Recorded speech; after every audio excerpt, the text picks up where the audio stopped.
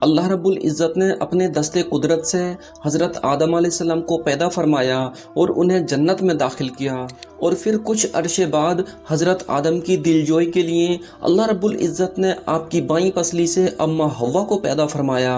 پھر دونوں وحشت میں رہنے کے بعد اس زمین پر تشریف لائے۔ اس طرح آج دنیا میں تمام آباد لوگ حضرت آدم علیہ السلام اور ماں حوا کی اولاد ہیں، لیکن زوس میتھولوجی یعنی یہودیوں کی ایک کتاب کے مطابق تاریخ انسانی کی ایک مختلف کہانی ملتی ہے جسے سن کر ہر کوئی انسان حیران رہ جاتا ہے۔ یہودیوں کی مقدس کتاب تلمود کے مطابق ماں حوا حضرت آدم علیہ السلام کی پہلی بیوی نہیں تھی، بلکہ ان سے پہلے ایک عورت کی تخلیق ہوئی تھی جس کا نام لیلت تھا۔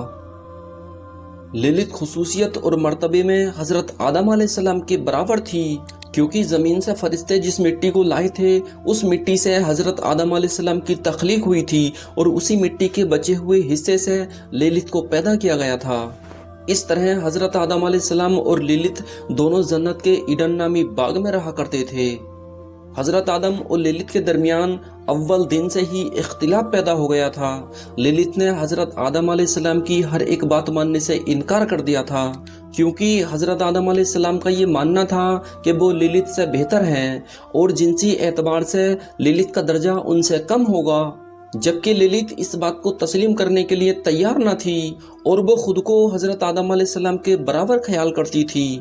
لہٰذا اس برابر کی لڑائی میں دونوں کے بیچ شدید اختلاف پیدا ہو گیا اور وہ ایک ساتھ نہ رہ پائے۔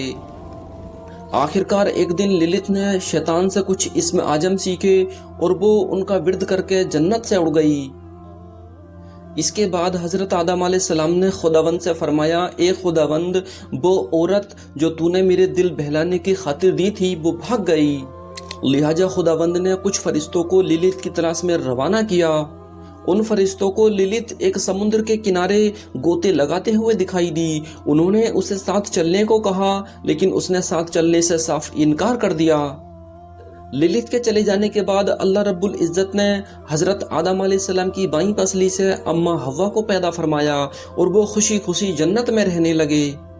کہا جاتا ہے کہ جب لیلت کو یہ پتا چلا کہ حضرت آدم علیہ السلام اپنی دوسری بیوی کے ساتھ جنت میں آرام و آرائش کی زندگی گزار رہے ہیں تو وہ بڑی بے چین ہو گئی، اور اس نے ارادہ کیا کہ وہ حضرت آدم علیہ السلام اور اماں حوا کو بھی جنت سے نکلوا دے گی۔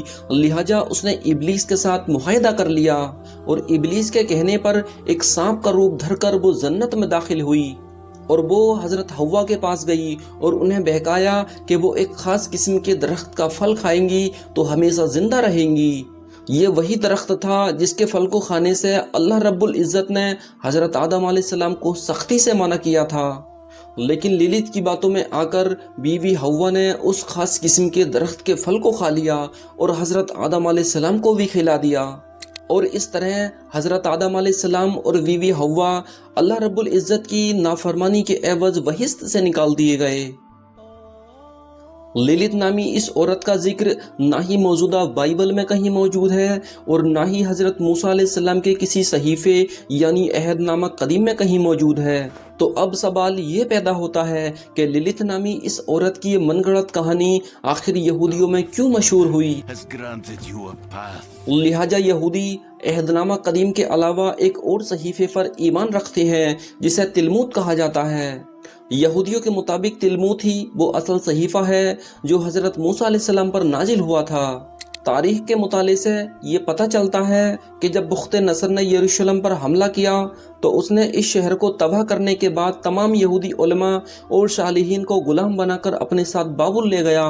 بابل شہر میں یہودیوں کے لیے تل ابیب نامی ایک بستی بسائی گئی جہاں یہودی مقامی بابلی لوگوں کے ساتھ رہنے لگے۔ بابل میں سینکڑوں سال رہنے کی وجہ سے یہودیوں نے یہاں کے مختلف ہنر اور علوم سیکھے۔ اسی دوران یہودیوں نے بابلی لوگوں کے افسانے اور میتھولوجی کو توریت میں شامل کر لیا۔ سمیری اور بابلی کتابوں میں اس وقت لیلت نامی چڑیل عورت کی کہانی مشہور تھی جو 2 پروں والی ایک شیطانی بدرو تھی۔ وہ رات میں بچوں اور مردوں پر حملہ کیا کرتی تھی۔ عظیم بابل کی ایک مشہور داستان دا ایپک گلگمش میں بھی لیلت نامی ایک بدرو عورت کا ذکر ملتا ہے۔ لہٰذا یہودی علماؤں نے لیلت کے اس افسانوی کردار کو اپنی کتاب تلمود میں بھی شامل کر لیا۔ ज्यूस माइथोलॉजी में लिलिथ के जिस्मानी हैयत की बात की जाए तो ये कहा जाता है कि लिलिथ के 2 पर हैं जिनकी वजह से वो उड़ती है। लिलिथ रात के अंधेरे में नमूदार होती है और किसी भी हामला औरत को नुकसान पहुंचाती है और छोटे बच्चों को उठाकर अपने साथ ले जाती है। लिलिथ हामला और छोटे बच्चों की खास दुश्मन है। इसके अलावा नौजवान औरतों और मर्दों को जिना जैसे हराम और गंदे कामों पर उकसाती है। इसलिए तिलमुद में ये कहा गया कि ये ममनून है कि मर्द अकेले कमरे में सोएं, क्योंकि लिलिथ रात के अंधेरे में जाहिर होती है और मर्द के साथ हम बिस्तर होकर उसके नुतवे का इंतजार करती है, जिससे वो मजीद शयातीनों को जन्म देती है। वहीं दूसरी तरफ लिलिथ के मानने वालों का ये कहना है कि लिलिथ की कहानी दुनिया के बहुत सारे आसमानी किताबों, असातीरों और तियोमलाई किस्सों में मौजूद है। यहूदी असातीर में भी हजरत सुलेमान अलैहिस्सलाम के मुतालिक अफसानों में भी कई बदरू औरतों का जिक्र मिलता है जिसे आपने अपने कब्जे में ले रखा था। उन बदरू औरतों में एक बदरू औरत उज़ीरत भी थी, जिसकी खुसूसियत बहुत हद तक लिलिथ से मिलती है। इसी तरह एक बदरू औरत का जिक्र हिंदू मजहब के असातीरों में भी मिलता है, जिसे यक्षिणी कहा जाता है, जो एक ताकतवर मखलूक है। वो तमाम शयातीनों से ऊपर बताई गई है। तांत्रिक लोग अक्सर यक्षिणी की पूजा करते हैं और उससे ताकत हासिल करते हैं। यक्षिणी रात के वक्त सोते हुए साधुओं के पास आती है और उनके साथ हम बिस्तर होकर साधुओं के दिमाग पर हावी हो जाती है। कहते हैं कि हजरत आदम अलैहिस्सलाम से अलग होने के बाद लिलिथ इब्लीस के खास साथियों में शामिल हो गई थी। इसलिए अहले यहूद और शैतानी फिरके के लोग, जिन्हें कवालिस्ट भी कहा जाता है, ये लोग जादू टोना सीखने और सिखाने के लिए लिलिथ की पूजा किया करते हैं। दुनिया भर की चुड़ैलें तरह तरह के सिफली अमलियात करके लिलिथ को खुश करने की कोशिश करती हैं, जिसमें जानवरों की बलि और अपना खून चढ़ाकर लिलिथ से जुड़ने की कोशिश करती हैं। इस जमीन पर आकर लिलिथ काला जादू और सिफली इल्म लोगों को सिखाती है। चुड़ैल और कवाला इल्म की माहरीन कदीम ज़माने से ही उसकी पूजा करते चले आ रहे हैं, जो इस कायनात की कदीम तरीन मखलूक है। दोस्तों, इसमें कोई शक नहीं कि लिलिथ का ये किरदार और उससे जुड़ी तमाम बातें सिर्फ और सिर्फ किस्से, कहानियाँ और खुराफात हैं, इसके अलावा कुछ नहीं। दोस्तों, आज भी यहूदी लिलिथ को हजरत आदम अलैहिस्सलाम की पहली बीवी समझते हैं, लेकिन लिलिथ के किरदार में अगर कोई हकीकत होती तो कुरान मजीद में इसका कोई ना कोई जिक्र ज़रूर मौजूद होता। कुरान मजीद इस मौजू पर साफ नज़रिया पेश करता है कि सबसे पहले हजरत आदम अलैहिस्सलाम की तख्लीक हुई, फिर माँ हव्वा की तख्लीक हुई और इस तरह बनी नू इंसान इस जोड़े से वजूद में आए।